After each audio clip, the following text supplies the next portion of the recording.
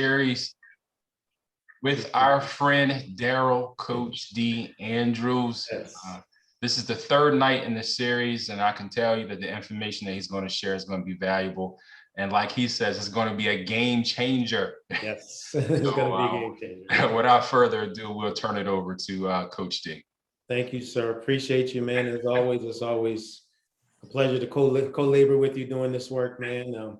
One thing, if you're new, you'll recognize the fact that we're both passionate about this subject. And, as fathers, we've taken our position of parenting very seriously. And I'm glad I did. You know what I mean? I'll be honest with you, it's not like I had, a myriad of examples around me to show me the way, but I did have one, who came into my life later in my life, who really helped me to understand the importance of fatherhood and the importance of parenting. And sometimes, that's all it takes is one person. And that person became a mentor. He became almost like a father figure. And he just reshaped my paradigm on parenting. And so from that time to now, I've been a big, advocate for it. I believe it's one of the most important responsibilities on the planet. And I take it very seriously. So thank you all for coming out. Let's just kind of get an idea who's on today. I just like to get to know you. You don't have to come from behind your screen. If you don't, I'd love to see your beautiful faces, but if not, that's okay.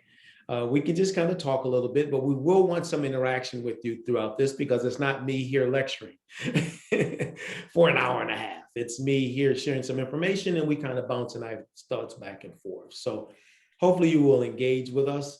And here we go. We're starting to see a few faces there. Hello, Yenny Marlowe. Good to see you. Thank you for coming on in so we can see you there.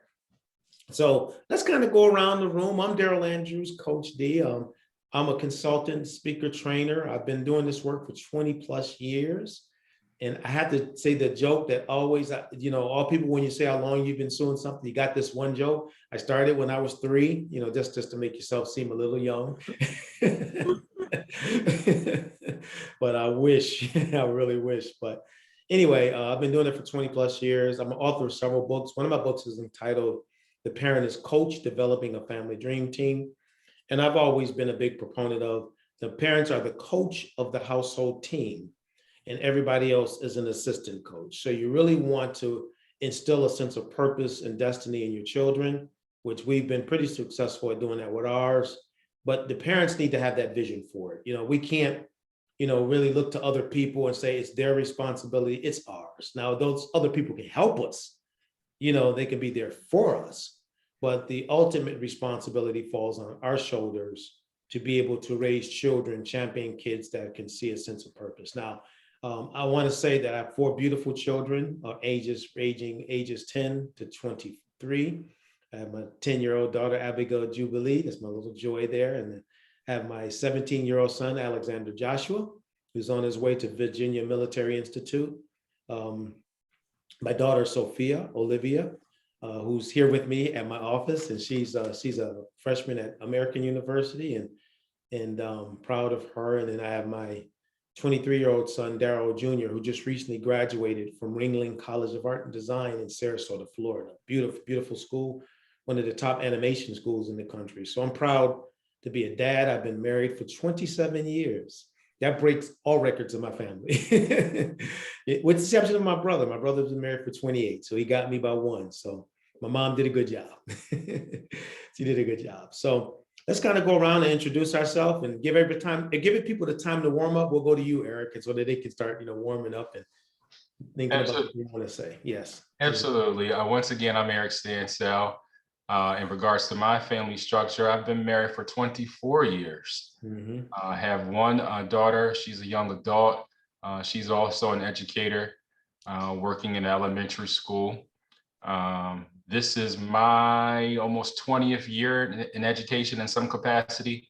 Started as a teacher, assistant principal, and now I work with the Department of Education. And as Coach D stated, and also one of my mottos is that I always recognize that the most important asset that any child, any student can have is a supportive and caring adult. So I've always been passionate about this work. I'm a giver by nature, love to help. Just naturally, that's who I am.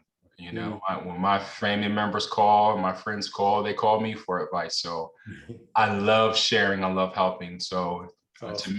to me, this is just my passion. This is the work that I want to do and want to be involved in. So Yeah. again, just thank you for being here. Yeah, and thank you, man. Again, thank you as well as the Department of Education for seeing this as something worthy of doing. You know, when we first started doing this work, I shared that I don't know many states that have created something for parents on the statewide level. So thank you. Thank you for allowing me to be a part of it. So let's go to Yenny. Yenny, introduce yourself. I hope I'm saying your name right. Yes. Yeah, you are. It's Jenny, so it's fine. Jenny. Okay. My name is Jenny, and I have two young girls. One is 13, and one is about to turn 16. One goes to Poly, one goes to CR. Okay. And I'm also here with my husband. Hey. And we've been married for 17 years.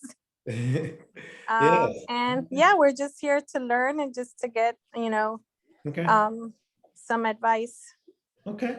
Now turn that camera back on your husband because he does have a name, doesn't he? Oh, yes. My name's Clinton. Hi, Clinton. You know, that's how my wife does. That's my husband. I'm Hey, sorry. I do have a Yes, name. I meant to say his name. No, I'm just messing with y'all. That's okay.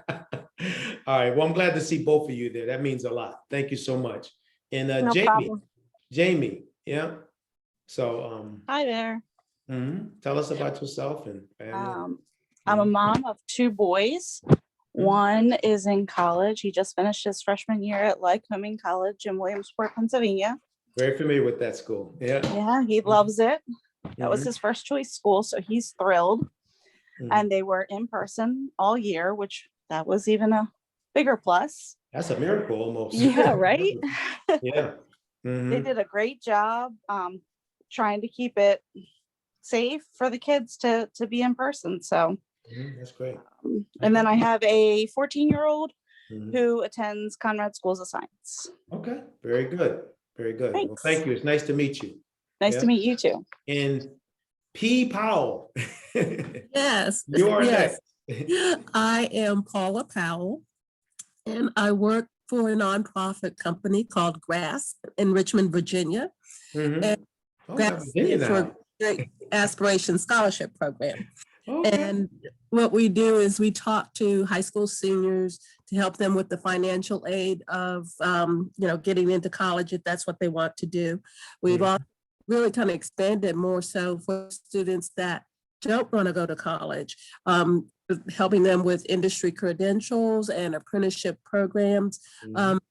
And I work with the alternative schools, so I think sometimes these students don't know these opportunities exist.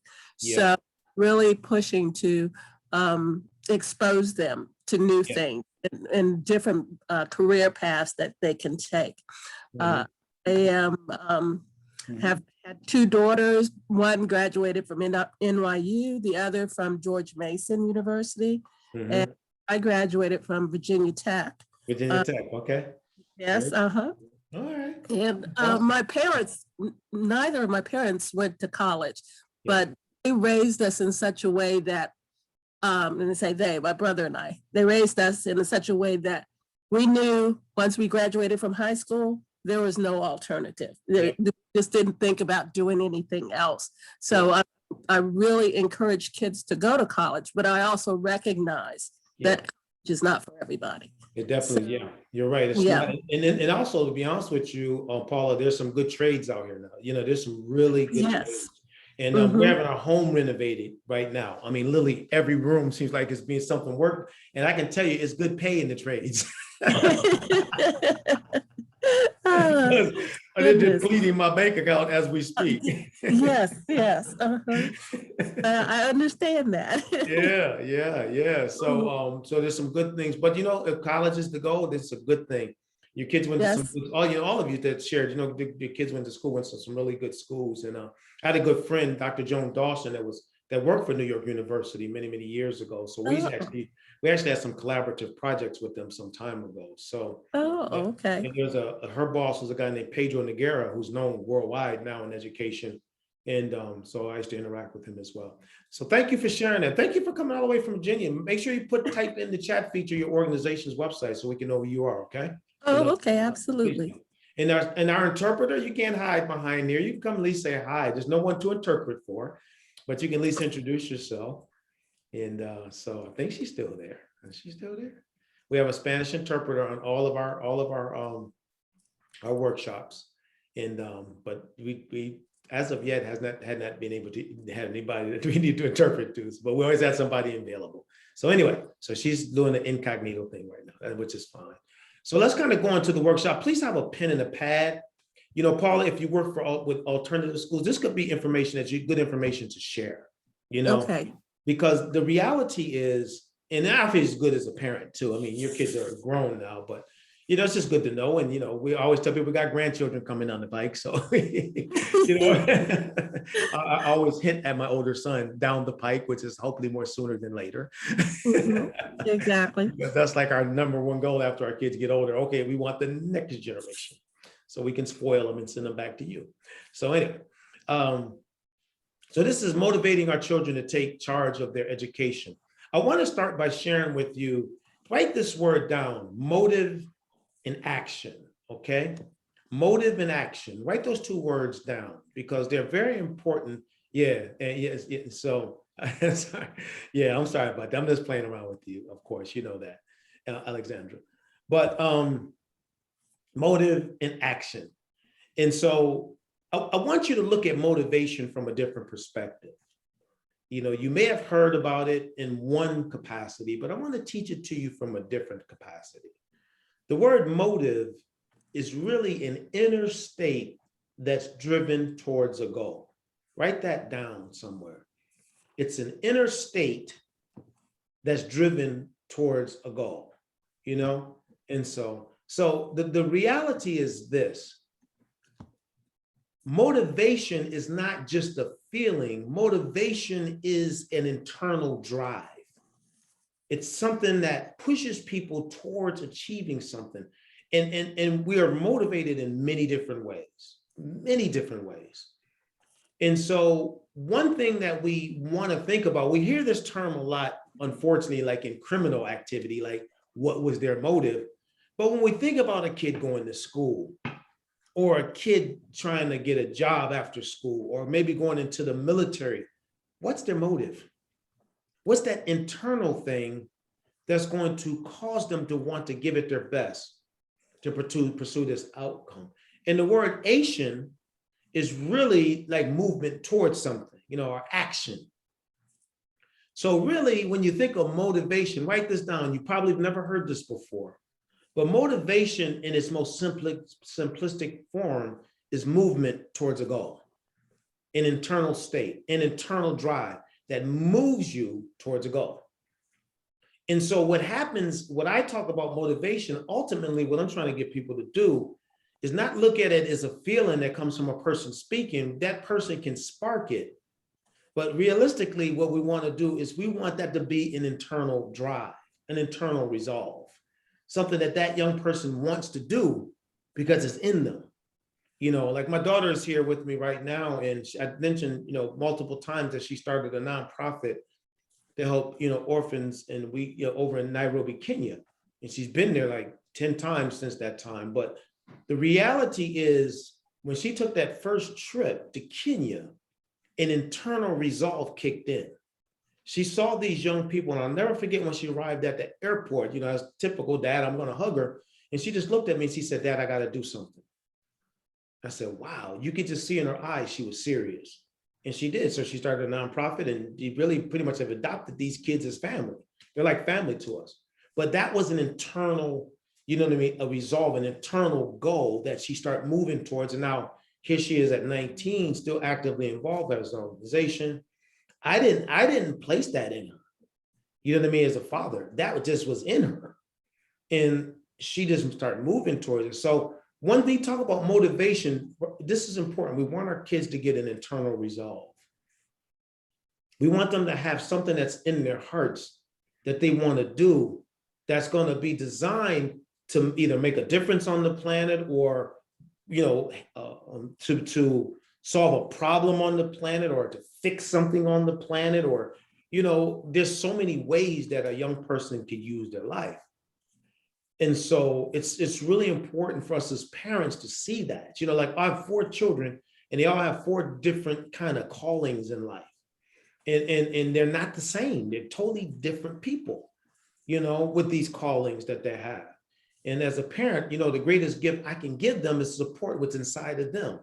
Not me telling them what they should be doing, but seeing what there's inside of them to do and supporting that, you know, and identifying what that is. So, so we know this is the title. I don't need to go there. We've already kind of did something there already.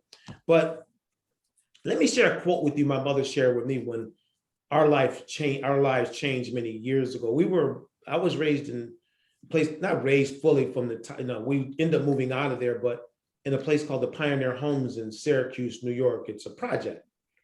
And my mom, through the power of education and the help of a workforce development organization, you know, went back to school, because where we live, nobody graduated from high school, even, matter of fact, let alone middle school. And so a reason why there weren't a lot of opportunities, because realistically, there wasn't a lot of education. So my mom was in that situation. We lived in this little place, you know, a little small 2-bedroom place that we had in the projects. But she went back to school and she ended up getting her degree and her diploma, high school diploma. And that decision changed our lives forever. She landed a job with a company by the name of Allegheny Airlines, which became US Air Incorporated, which became American Airlines. And we went from literally poverty in Syracuse, New York, to now traveling all over the country for free. Because when your parent works for the airlines, guess what? You don't pay a dime. Now, when I share this with young people, you can have 1,000 kids going home telling their mom and dad, get a job at the airlines. Because we could travel all over the country for free. But after that experience, she said something to me that stuck with me all my life and to where I am today in my 50s. This is what she said to my brother and I. She said, education is the key to your liberation. Knowledge is power. Please tell your children that knowledge is power. It really is. Knowledge is power. The purpose of all this education, and what I'm sharing with you, I share with in assemblies with young people, and I get them fired up. Now, when I'm talking to young folks, we got them fired up and motivated, and I got them high-fiving each other, talking about knowledge is power. As you should see it, it's the most amazing thing you ever want to see with these young people. But the reason why is this. I want you to understand, this is not just a motivational gesture. It gives them the power to decide what they want to do with their future. Please write that down. It gives them the power to decide what they want to do with their future. Being void of that education, you no longer have choices. Life is kind of chosen for you. That's how we grew up.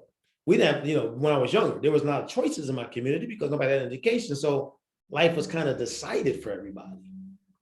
But once that education kicked in, we can say, well, I want to do this. My mom said, I want to buy a house. She bought a home. It was a row home, but it still was a home. And, but the reality is that she had a choice now because she had the education. And so we need to help our kids understand early in life or even later in life, you know, when people are telling you to do your best in school and all of that, it's not really designed just so we can be proud and say, hey, look at my child. It's really designed to say, you now are going to have options, you know, and that's a powerful position to be in. And we live in one of the countries where you can have those options. Now we travel, we've done some global travel with my family, and you can see in other countries, you don't have that privilege. You know, in Kenya, they have a lot of orphans. That's, you know, they have a large orphan population because they don't have the assistance we have here, you know, government assistance, scholarship assistance, program assistance, nonprofit here, nonprofit there. They don't have all of that. So since we have it, one thing I try to get my young people to understand throughout this country is take advantage of it. You know what I mean? You know what I mean? If you agree, just type that in the chat feature. Coach, I understand what you mean. I just want to make sure you're hearing what I'm saying. You understand what I mean? Like, you understand? Just type that right in the chat feature because I want to make sure you're getting this. So we want to help our young people understand. If you go down the chat, yeah, you know, that we get this because we want our young people to, yeah, there you go. Yeah, understand. Because if we don't educate them on this, sometimes they don't understand because they've had it for so long that it's just normal. You see what I'm saying? It's just normal. This is what but then you travel and you realize it's not just so normal. It really isn't, And so, it is knowledge is truly power. And we need to educate our young people on this more, that knowledge is power. The power to make choices. That's the kind of power we're talking about. And when you don't have the education, other people make choices for you. And that's not a good position to be in. I've had people I know growing up or even family members that are so frustrated. Why is this not happening? And they get mad at people and they get, and some of them, when they were younger, didn't take this seriously. So they like now at a stage in their life where they're like frustrated. And I'm like, and you try to encourage them and say, it's still not too late. You can go back and get it. But you're in the situation you're in because you didn't graduate from high school, or you didn't, or you didn't take that part of your life seriously. So now it's tough. Now that's not a condemning message. It's not like you want to judge people where they are, because it's, a lot of choices and circumstances are byproduct of situations that may have happened in a person's life. But, it's not like my mom's situation. It's never too late to take control, to go back and redo it, so, but it's, in the case of our kids, knowledge is power, and we want to make sure. I love this quote here by Zig Ziglar, who's one of my mentors. We lost Zig about several years ago. He's one of the greatest speakers that ever lived. And I've had several wonderful interactions with him who just really, some of my mentors are just amazing. Some of the people that changed my life I just sometimes can't believe that I got a chance to interact with people like this. But he said, if you're not willing to learn, no one can help you. But if you are determined to learn, no one can stop you. You see, that is a really powerful quote. If you're not willing to learn, no one can help you. I can't help you if you're not willing to learn. But if you are determined, no one can stop you, because once you develop those critical thinking skills that come with education, then all of a sudden you can carve new pathways. I always talk to young folks about this. Like I said, we do assemblies, we do trainings, and I'll tell them the reality is education, the biggest benefit of education is that it increases your critical thinking skills.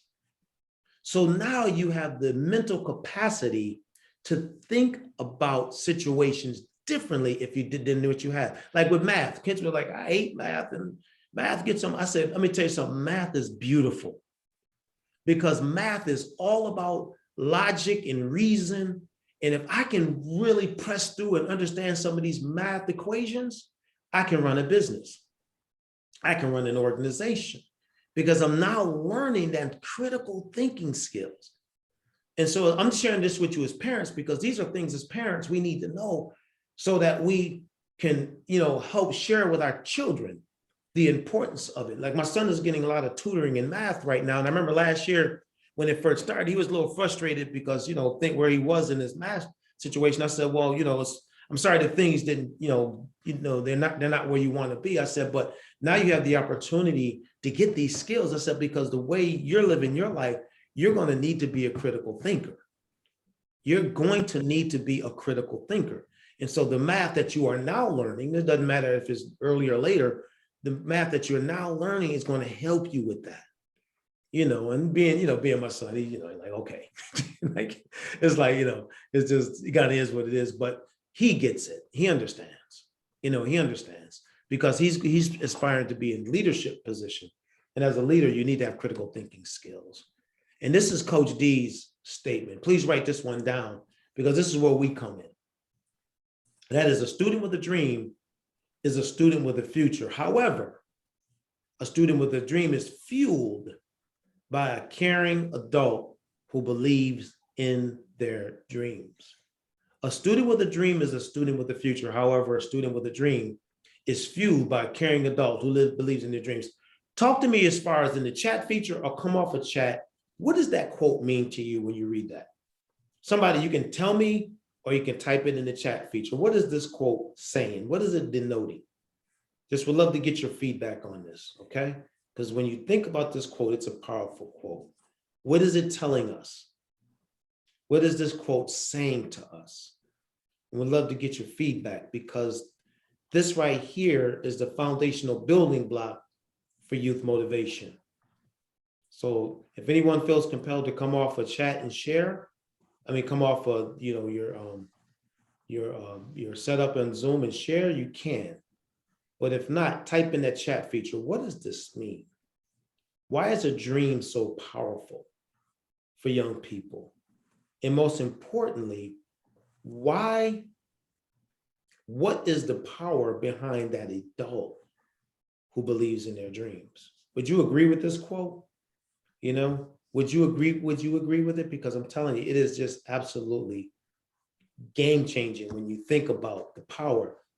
And I really believe, and Eric and I have talked about this more than once, but it's just that, a caring adult, thank you, Eric, to instill the necessary hope that a child will need to accomplish their dreams. Absolutely. Because we got to realize something. This is really important. When you're young, you need that caring adult to believe in your dreams. Because you have so many circumstances and situations in which that young person can become discouraged and not believe that it's possible. But when you have that caring adult, all of a sudden that discouragement goes away.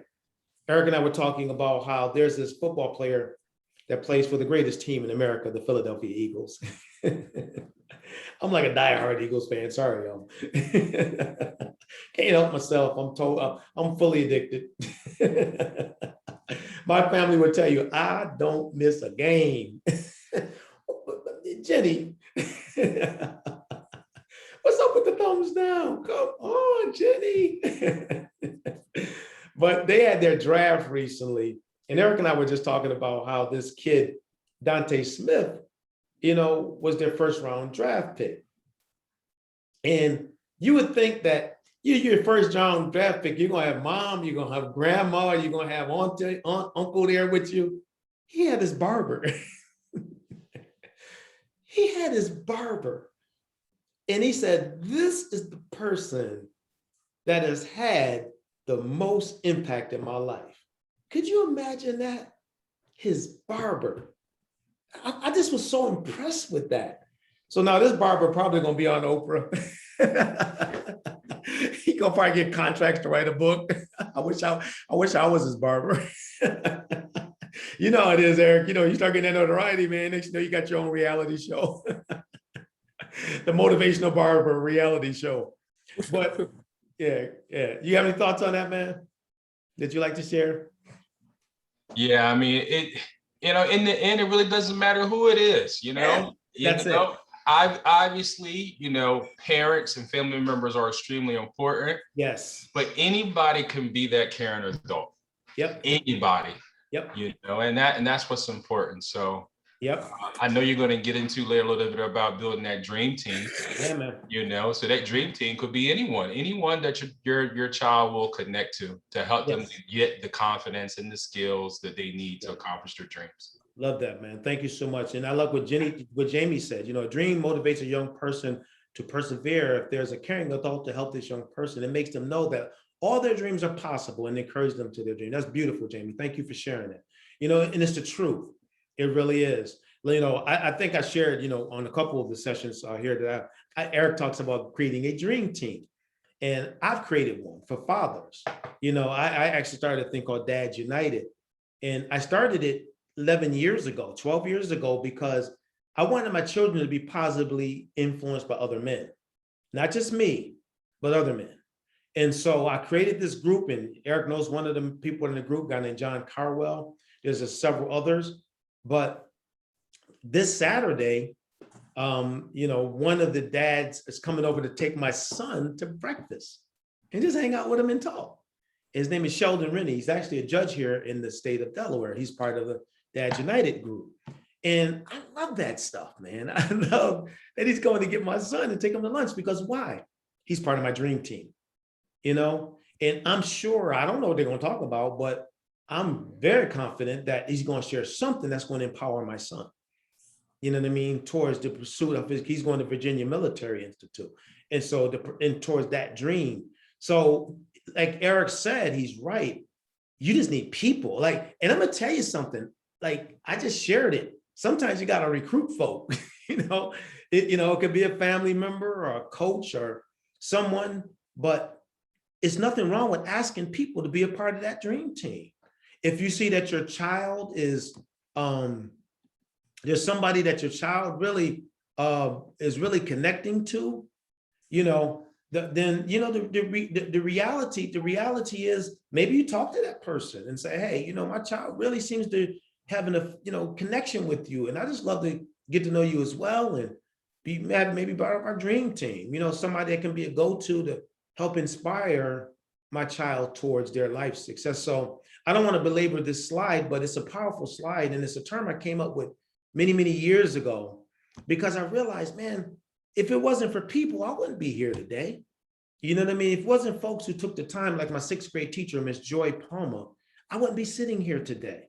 If it wasn't for, you know, my pastor, who I mentioned became like a father to me, Harry Jones, I wouldn't know much about fatherhood. He taught me everything, you know? And so a lot of the way I father and parent today is because of that influence. So we need people. And just wanted to kind of point that out a little bit. So moving forward, we're going to just talk about a few things. What motivates youth, okay? And what we're going to find in this conversation is that the reality is there's no one thing that motivates or inspires our kids. Like sometimes we try to take a blanket approach. It's not a blanket approach. Each young person has their own motivation.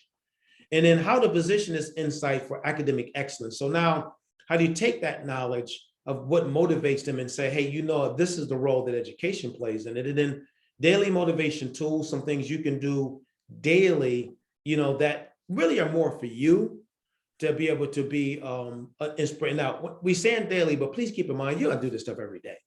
It's just tools that can be of help when it comes to motivating our children towards academics. So I like this quote. It's kind of funny, to be honest with you, but it says, smart people learn from everything and everyone. Average people from their experiences, stupid people already have the answers. You know, I was out in church, I would say, can I get an amen? You know, because it's the truth. There's no more dangerous of a place to be to have the answers to everything. You can't learn from anyone. You know, that's dangerous. And so I always say it like this: if you're the smartest person in the room, go to another room. Mhm. You don't want to be the smartest person in the room. You know what I mean? You want people to take you up. You don't want to always have to pull people up. And so with young people, we need to let them know, don't be intimidated by someone that can help you advance. You know what I mean? If someone's going to challenge you and be there to encourage you towards excellence. Because those are the kind of, let's say, friends per se, that they see the good in you. They see what's in you and they believe in you. You know, how many of you would agree with what I'm saying right there? You understand what I mean by that? Does that make sense? You know, and so, yeah, because it's not like we're trying to make our kids these super kids and, you know, that's not the goal. But if they have potential inside of them, we want them to be able to stretch themselves. So you want to be able to learn from people, this person and that person, in this situation, in that scenario. You don't want to be the one like, I know it all. I don't need to hear from anybody else, because that limits you in life. You know, I bet you that Blockbuster wish they would have listened to their consultants when they said we need to go virtual, put this stuff online. And they said, no, people want to still be coming here buying written DVD, what do you call them, VHSs. Well, they no longer exist. Why? Because they still try to know. You know, so if they would learn, because I was told that their consultants actually told them it's time to change this model. And as a matter of fact, they actually attempted to a couple years down the line, but it was too late because Netflix owned the marketplace. So you know what I mean? So you got to be able to learn and grow and stretch. I like that picture. That's the cutest picture, that little fella raising his hands in there. I think that's, you know. So what drives youth to excel in school? All right. This is sort of informal research from being in thousands of different locations and talking to a lot of different people over the years and hearing young people talk. And so write these down. The first one is a vision for something. All right. What does that mean? Somebody talk to me and tell me, what does it mean, a vision for something? All right. What does that mean when you see that? All right. What does it mean to have a vision for something? Anybody want to chime in on that thought? Think about it. A vision for something. And this one here is really important for kids, you know, in particular school age. All right. But what does it mean when our kids have a vision for something. All right. There's They a have a- lot. Say that. I'm sorry. I was saying that, that they have a desire to accomplish something for themselves or someone else. It's Yes. that motivation is there. That's And it. that's the path. They're going to create a path to get to that place. Yes. And Paula, what happens when they get that vision? What do you think? What kind of decisions do they start making? What do they typically, what do they start making decision-wise? They really have to think about how they're going to get there. They Yeah. have to look around and see how others have gotten to that place or gotten near that place and Yeah. how they're going to pursue it. Absolutely. That's it. You know something that's interesting? When you look at research, and this research is so much, that's it, Jenny, they have a sense of purpose. Kids who know I want to be a doctor, kids who know I want to be a business owner, I want to be a politician, whatever it may be, research has been very clear over the years that when you look at kids who typically end up in risky behavior, those aren't the kids. The ones who have this vision, because they now are thinking about that decision that they're about to make and what's it going to do to their future. Y'all hear what I'm saying by that? Does that make sense? You know, it's like, but when you look at the research, the kids who typically do stuff like that, they don't have any vision. They don't kind of know what they want to do. And so what happens is, you know, some person that may out there may give them one. And then before you know it, they're doing things they're not supposed to be doing. So vision has academic benefits, but it has personal benefits too. It keeps our kids focused. All right. Anybody have any thoughts on that? I don't want to fly past this one because this is important as a parent. You know, any thoughts that you want to add to this part? Did anyone? Absolutely. When I was a teacher, I used to tell my kids, you got to have something that's bigger than you. They'd be like, well, what does that mean? I was like, you have to have something that you want to accomplish in life that's so important to you. Yeah. You won't let negative decisions even become a part of your world. There it is. You know, what are you striving for? Something that's bigger than you, a goal, a vision, and let that lead and guide you. And you stay focused on that. You're not going to make that bad decision on the left. You're not going to make that bad decision on the right because you're passionate about accomplishing that goal. Come on, man. That's it right there. And you know what? That may seem simplistic, but it's profound. It's so profound. When this is a very simple process as far as what we're talking about, but the long-term benefits are just immeasurable. You know, I've been around hundreds of thousands of young people, and I talk to them, and you can see it. Some of them, they know what it is that they want to do, and they ain't gonna let anybody stop them from that. And what we always say, and this is a statement, please write this statement down. This one, Eric, I started saying this years ago, and people took it, stole it, made it part of their school mantra and everything. And that is, show me your friends and I'll show you your future. A simple statement. Man, I had school districts taking that and posting it all in all their schools. I said I should have created some posters and charged them. But that's the truth, because what happens is that young kid with that vision typically wants to connect with other kids who have vision. And they'll say, now, let's be real, because somebody talked about this the other day and I agree with them. You can do everything right and things still go wrong because sometimes things pull people away. I get that.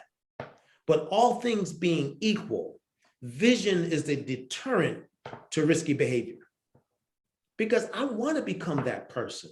Like, I grew up in a world where, you know, it was tough sometimes when you had a dream because people couldn't really relate. So if you try to say something, you like, almost like you would sell out, you know, you got a dream or you would sell out, you know.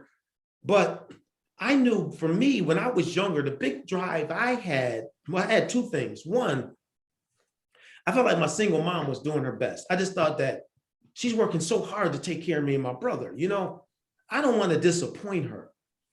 You know, I don't want her to be in a situation where she has to now deal with my shenanigans, because in my town, you had a lot of guys that did that and they put their mom in a lot of pain. I said, I don't want to do that. And so I never want to push, and I never did put her in a position where things were compromised and she now, has to reposition her life and because of me. So I didn't want to do that. I didn't want to disappoint her. And the second reason for me was, growing up in a single parent household, I said, man, when I become a dad, it's going to be different. It's going to be different. I said, so I need to get an education. I need to get a degree so I can create a different world for my children. And so it doesn't, sometimes it's not necessarily maybe a career. It could just be if the best way to say it is a resolve. You know what I mean? This is what I want. This is what I want to accomplish.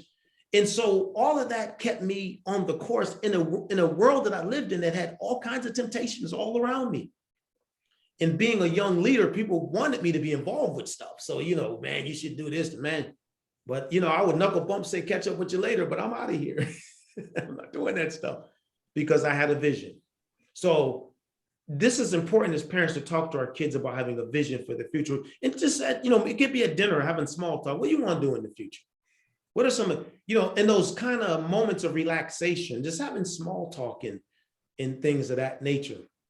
Or maybe even when you see certain things in them, just drop that nugget, Like my youngest daughter, I joke with her a lot because she liked to talk a lot. All right, she started talking early in the morning and she don't stop till later in the evening.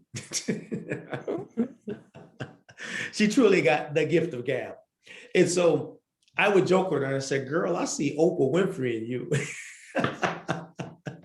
You're going to be a talk show host. She said, no, I'm not, Dad. I said, yes, you are. I see it. And I'm joking with her, but you know what? I'm just slowly dropping things because she does have a gift of communications. And she's actually pretty good at it, and so you just drop those things. So let me move on. The division. The next one is, how many of you have kids? They just have such a sense of compassion. Do you have kids like that? They just care, man. They, one kid can see something and they're like, whatever. But your kid is like, they can't even let it go. They see it and they respond. Any of you have kids like that? That just really responsive to situations? Yeah. That kid typically has an affinity towards a desire to help. And that becomes a motivation for them. What can I do? How can I use my life to help people? And so you recognize that gift, and then you say, okay, that's something I can see my kids, to put them in volunteer situations and scenarios. And then all of a sudden, the reality is now it's like they're doing what they're wired to do. The world would be boring if everybody was wired to do the same thing. We're all wired differently. And we need to appreciate the beauty and the differences of people, and even the differences in our kids. And then family purpose. Family purpose is basically, as a family, the reality is, and someone said this before in one of the sessions, that, like for instance, some people, the family going to college, Paula, did you say that about going to college? Was that something you said? Somebody said that, I think. Yes. Yeah. Yes. It's not even an option. Exactly. You're going to college. It's just, that's what we do, as a family. And so family, kids that grow up in that space, it's not a bad space actually, because the reality is it gives the kid a sense of purpose. So what happens is they don't, they know this is how we operate. Like I always say here in Delaware with my wife's family, and I point out that there's at the courthouse here, it has the name of Leonard Williams on that courthouse. Well, Lenny Williams was my wife's older cousin, and he was a trailblazer back in for civil rights back in the 50s, along with Lois Redding. And so he did a lot of work in that arena. And so they named, unfortunately, he didn't live to see it, but they named this building after him. So, and the reason I believe why is because in my wife's family, her great-great-grandfather, Collins Williams, had a vision for his kids to go to college, even though he was like a first-generation free slave. And so he passed that to one generation, who passed it to another generation, who now has passed it to another generation. So my kids all go to college, and so it's just, what I'm saying is that purpose that was instilled, 100 years ago, is still having effect today because of you understand what I mean by that? Right. Yeah. that sense of purpose. And that is that kind of how it was with you guys as well, Paula? Like it was just, Yes. yeah. We were exposed to things that related to college. Yeah.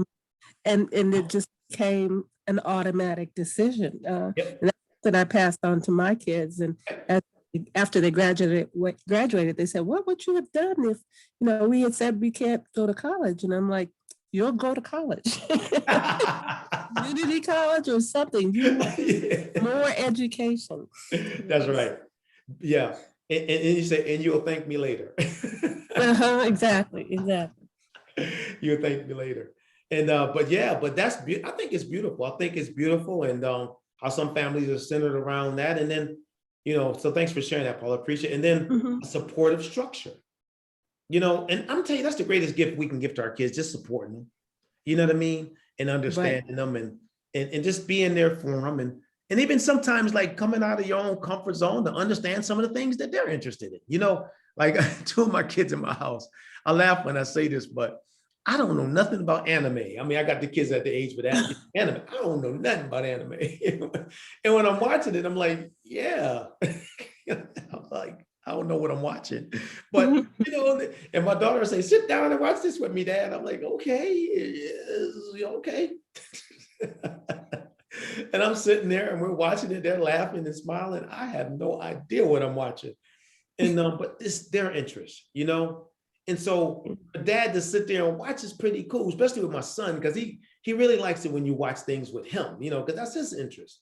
And so, but that's a form of support. It can't just always be about what we want, you know what I mean? What we want to do. Sometimes you got to digress and get into their world, And my daughter's out here, she'll probably hear this, but she loves the arts. She loves the theater. And so I remember some years ago, there's this play that we all know called Hamilton. And everybody, that's like, if you love theater, that is your dream. You gotta go see, in Hamilton is a life dream.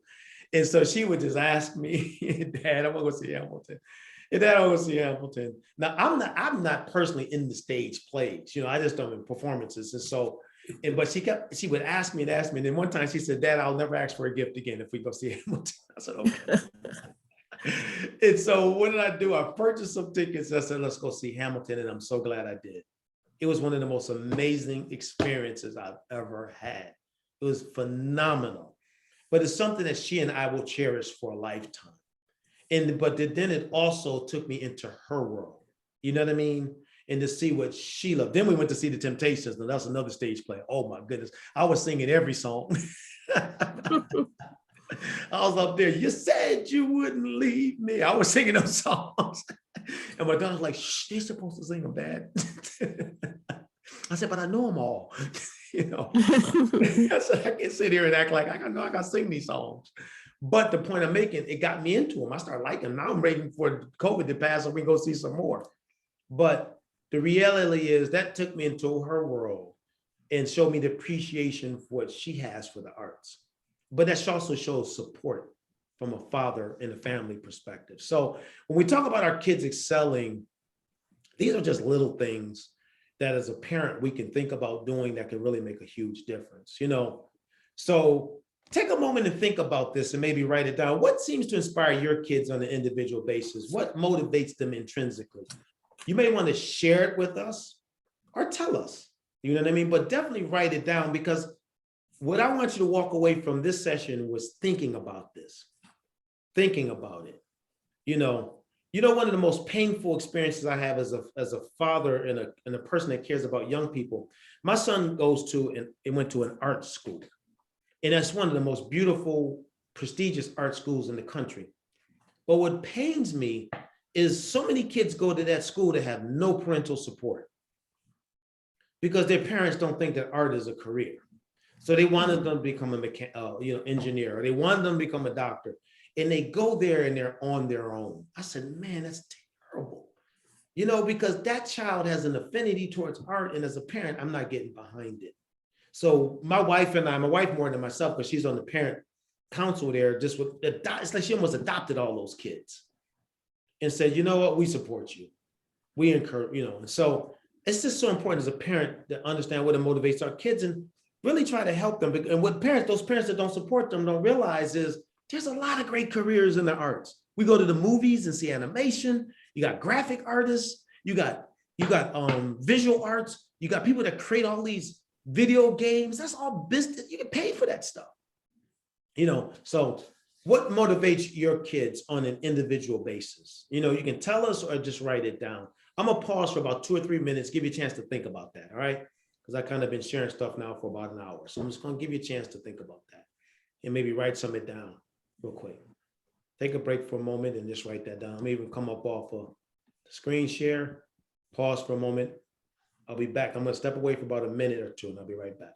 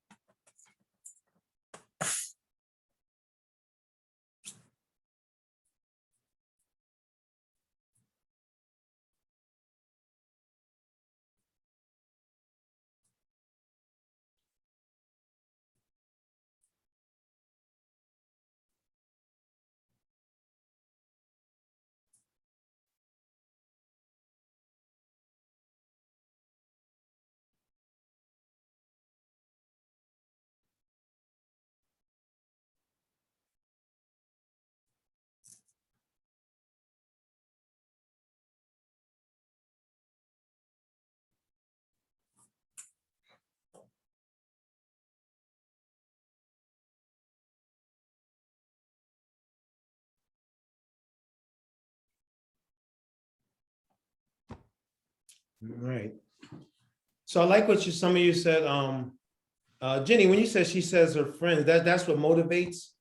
When you're saying that, that's what motivates your daughter.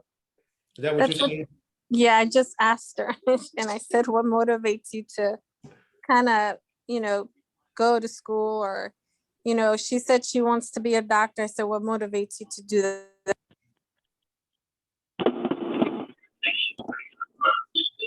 We kind of lost you.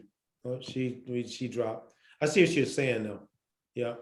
And this has been crazy on Zoom. There's been so many drops. It's really incredible. Lots of drops. I don't know what's going on with that, but yeah. But I hear what she's saying. I mean, definitely her daughter's friends are encouraging her to go for that medical position. Okay. And Jamie, you said my oldest son is motivated to help people and help them work through problems.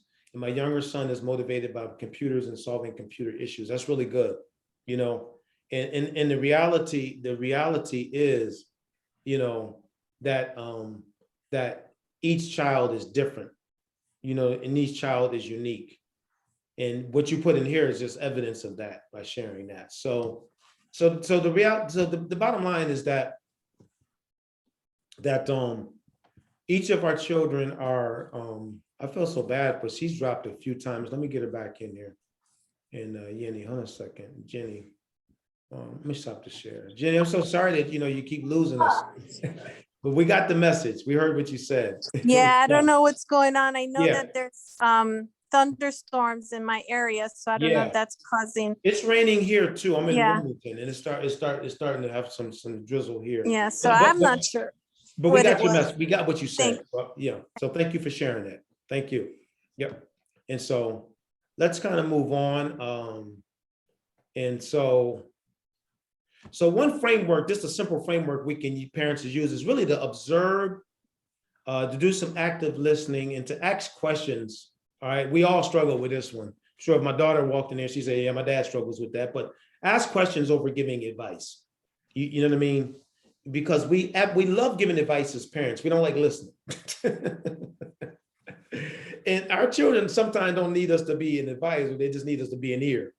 and we all got to work on that. That's not easy because we always want to help our kids. We always want to be that person because we love them, we care about them. So, we're getting thunderstorms here now too. Starting to hear it over here.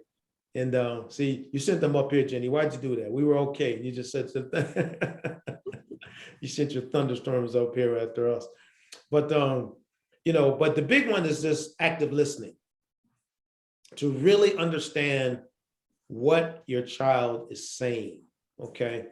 Because sometimes as parents, we kind of have a thought that we think this is what they're saying, and then they're saying, well, that's not what I'm saying. And so we all been guilty of that, and I'm still guilty of it, like I said, because I'm certainly don't proclaim to be perfect. And but it's an aspiration. So this is a simple framework, because ultimately we want our children to see us as somebody that they deem worthy of coming to talk to, about whatever it is, what I mean, their academics or their life. And so this is really important. And so a lot of times with our children, they don't, because they feel as though we're going to automatically have a response.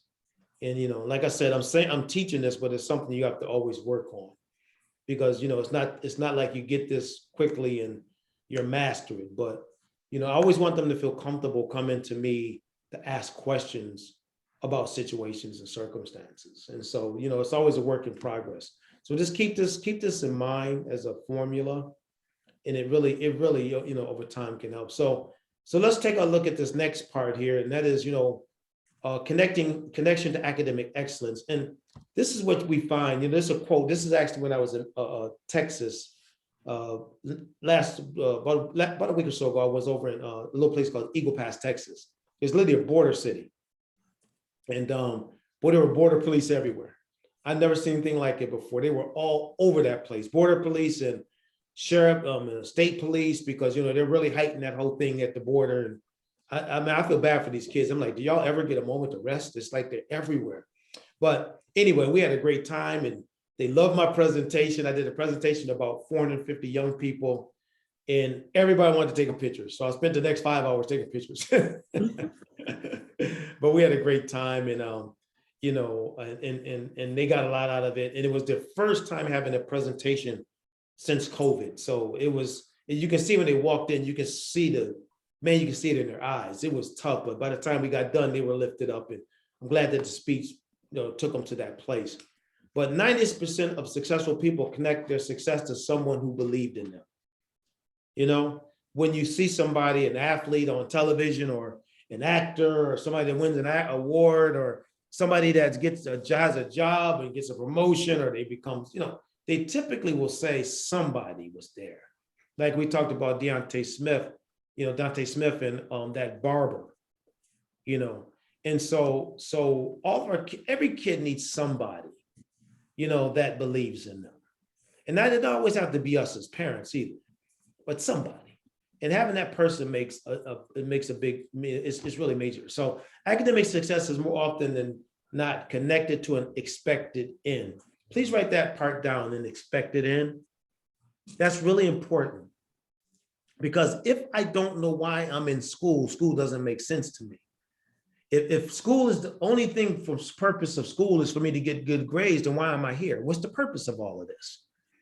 And so we got to understand that's young people just don't have the wherewithal to understand it yet, because you're young. I didn't understand when I was younger. But we want to let our kids know, and we want to let other kids know. In my space, I work with a lot of kids, is that the purpose of this academic experience is to take you to a career and a quality of life that you want, and the ability to impact and the ability to make decisions. But we got to communicate that, because the reality is, when you're young, you just don't know that. You just think, okay, these teachers tell me to get good grades so the school can look good, or mom and dad tell me good grades so they can say how proud they are of my child getting straight A's. But the reality is, it's not for that. It's for an outcome. Companies hire people with good grades, opportunities academically and scholarships, and come with people who have good grades. And so the reality is, it's like you're doing it because, it opens up doors of opportunity. All right. So we got to help our young people understand that because they just don't understand it on their own, you know? And so what we want to do is as parents is really try to help them. Yeah. Yep, absolutely. Yeah, that's it, Jenny. Yep. And so, yeah. And so the reality is we want them to understand that one of my, like I mentioned, the one pastor that impacted my life, he had this statement that he used a lot. And it's pretty cool because it kind of has a catch. It's sort of, when I say it, you understand what I mean, but it says, he used to say that A's and B's will one day become dollars and cents. Think about that. A's and B's will one day become dollars and cents. And then he would say this, the more you learn, the more you earn.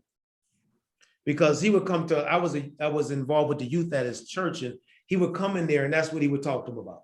A's and B's one day are going to become dollars and cents. I'm so glad he would say that to him. Yeah, yeah, it is, Jenny. It's a good one because the reality it's the truth. I mean, companies want to hire people that got good grades. Organizations want to bring people in with them to have good grades. You know, scholarships are given to folks who have good grades. So the reality is so many benefits, but if we don't expect connected to an expected end, they don't know what that means. They just think, okay, give me good grades. You're just saying it for the sake of saying it. So we want to let them know that that's not the case. So when we mention an expected end, we mean an outcome that our kids desire as a result of their efforts. This could be going to college, finding a job, joining the military, or some long-term career goal. They work hard in school for they see themselves achieving a dream or a goal. So I'm giving it my best. You know what I mean? Again, for each kid, it's something different. My daughter's going to school because she has a dream for something. My son went to school because he has a dream for something. You know, my son is going to college because he has a dream for something. And I'm sure my younger daughter, she's going to do the same thing. They're not the same dreams. Totally, you know, I mean, I would think if there's any that are close, it's probably my daughter and my youngest son, because they have the aspirations in the kind of the political realm and in, you know, that space. But the reality is, you know, they all are different in what they do, but it's their dream. It's their dream. And so I think it's important. I like this picture because it shows this young man putting a testicle up to a teddy bear. But you know what? One day that young person may become a doctor. You know what I mean? I have a cousin named Troy. I haven't seen him since I was a little boy. We haven't seen each other in years.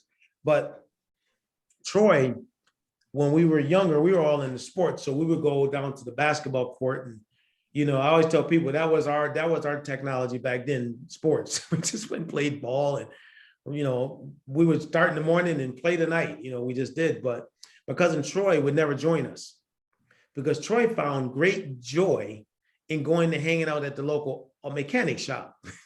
So he's 7 and 8 years old hanging out with mechanics, and you would see him, his little shirt would be all oily and dirty. And we're like, why in the world does that boy like going around mechanics? Well, today he owns 3 places where he builds cars for people at a very lucrative price. And so that little boy that used to have oil all over him is now a wealthy entrepreneur that builds cars for a living.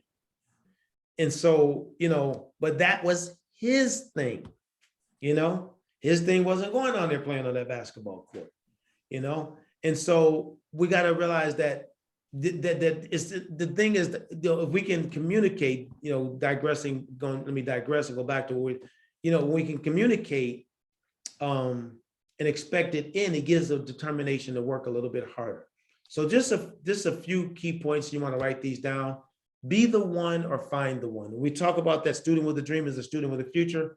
However, a student with a dream is fueled by a caring adult who believes in a dream. Be that adult. If not, find somebody for your child. But children all need somebody that can be there as a way of support, you know what I mean, and encouragement towards their dreams and goals. Be a positive resource and connect with their teachers, coaches, things like that. Build your own dream team if you don't have one.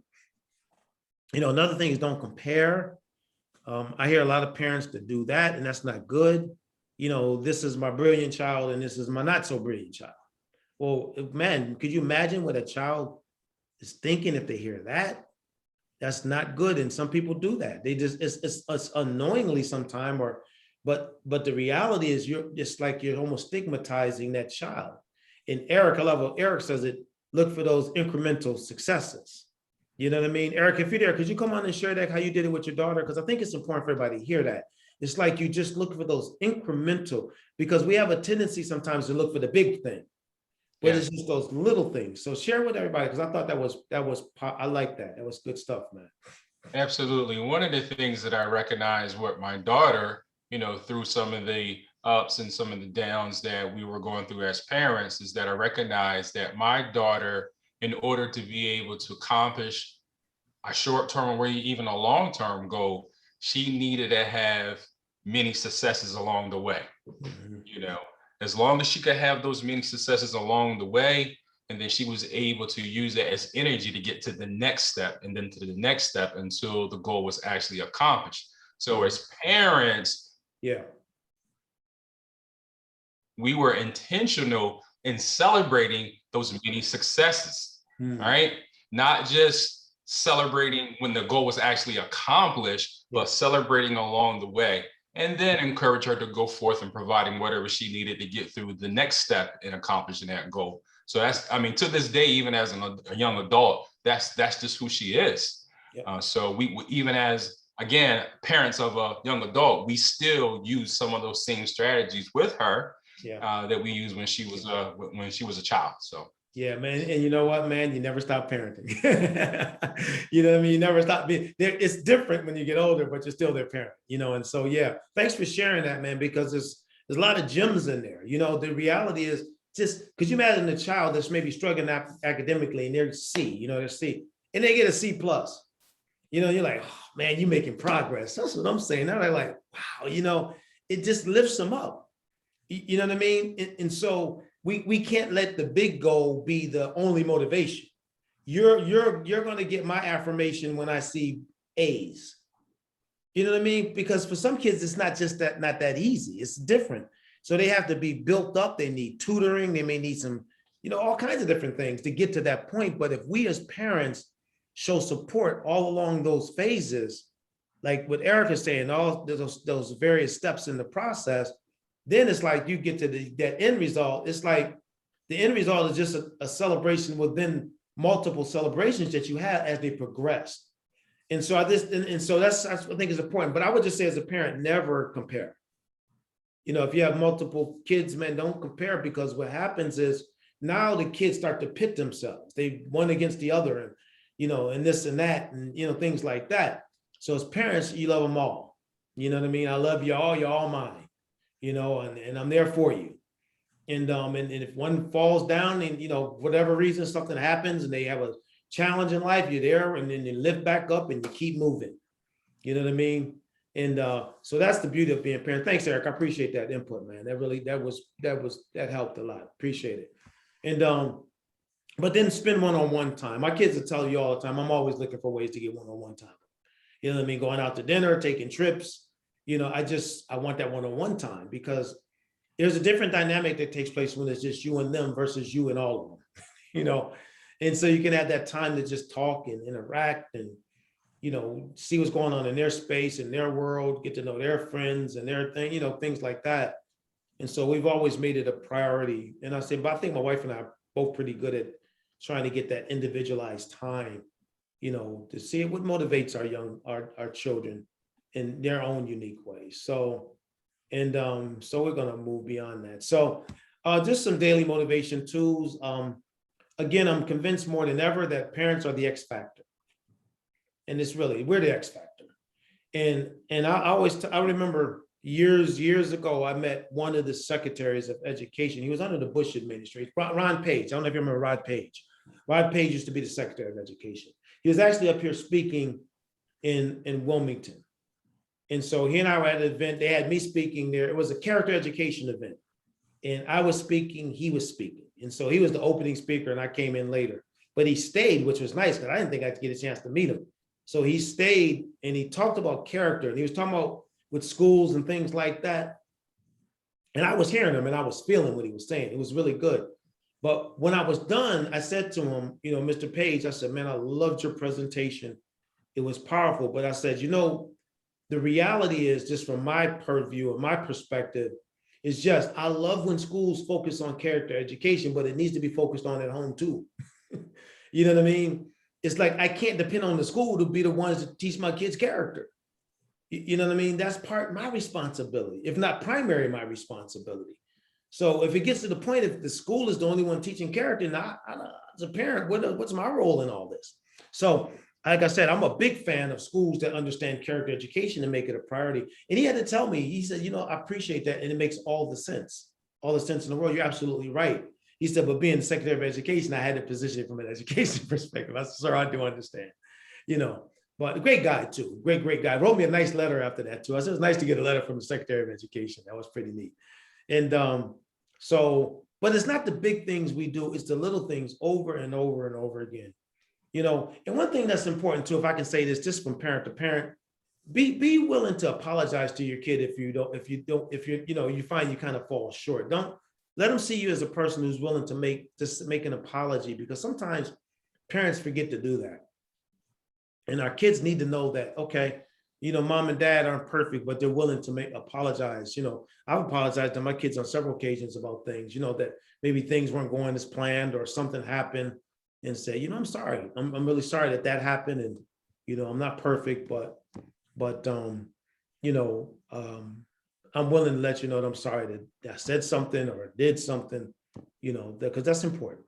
So just a few tools, and we're kind of winding down here, but you know, talk about their day, how's things going. Like a lot of times with us, it's text messaging. Be honest with you, it's not sometimes nowadays because everybody's all over the place, but just a text, hey, how you doing?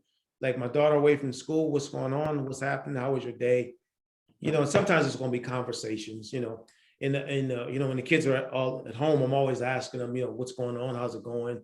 How do you feeling? Are you all okay? Things like that. Just, they probably get tired of hearing me say it sometimes, but I just, you know, when you're a dad and you love your family, you're just going to ask those questions. Just, you know, just to let them know you're thinking, and then get involved. That's one thing we've always been really good at.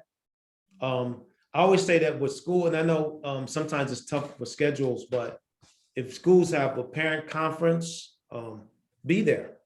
You know what I mean? And they usually schedule those.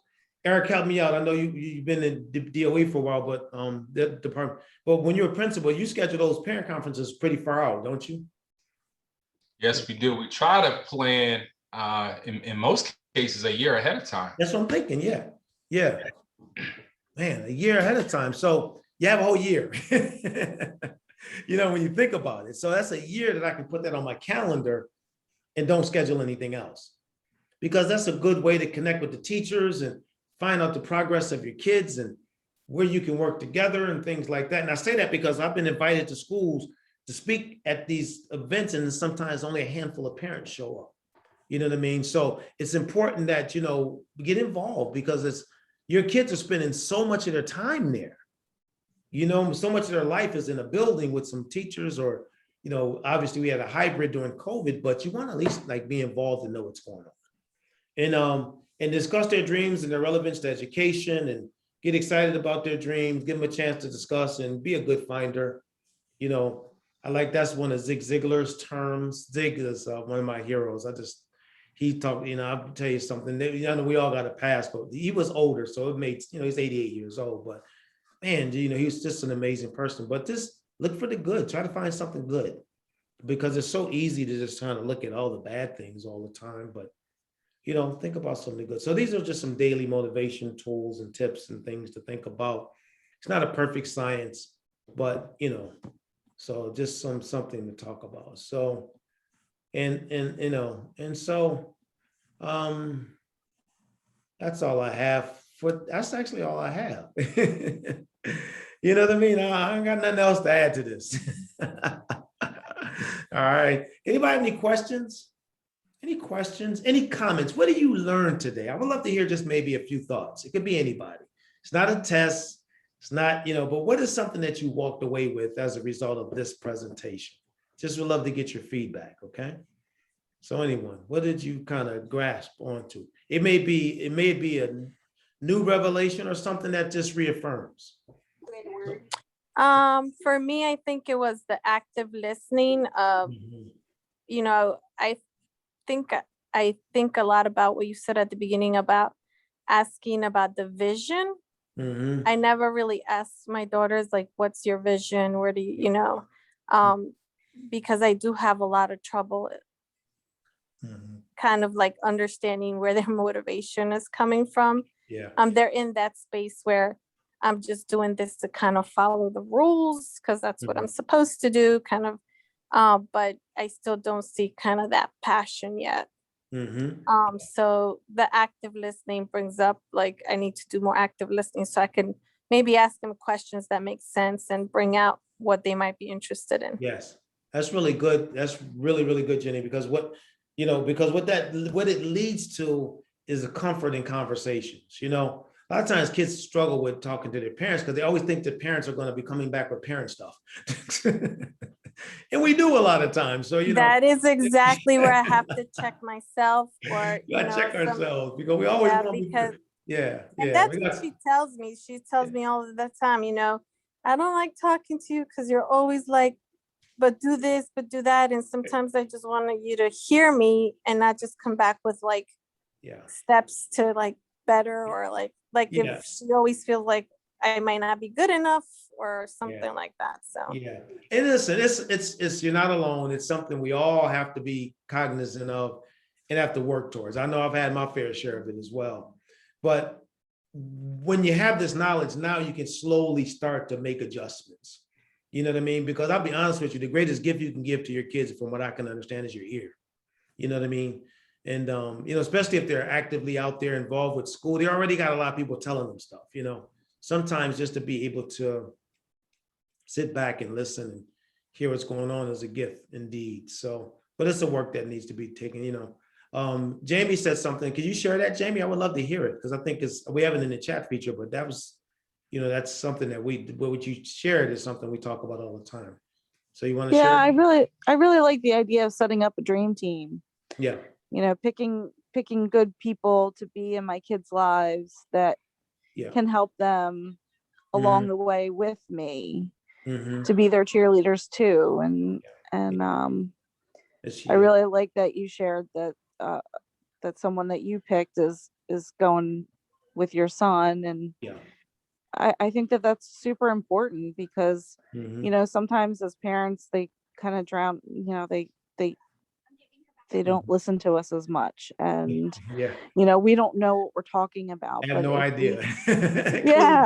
So if we can have good people in their lives that kind of can mimic what we say, maybe it'll really sink into their heads that we do know what we're talking about sometimes.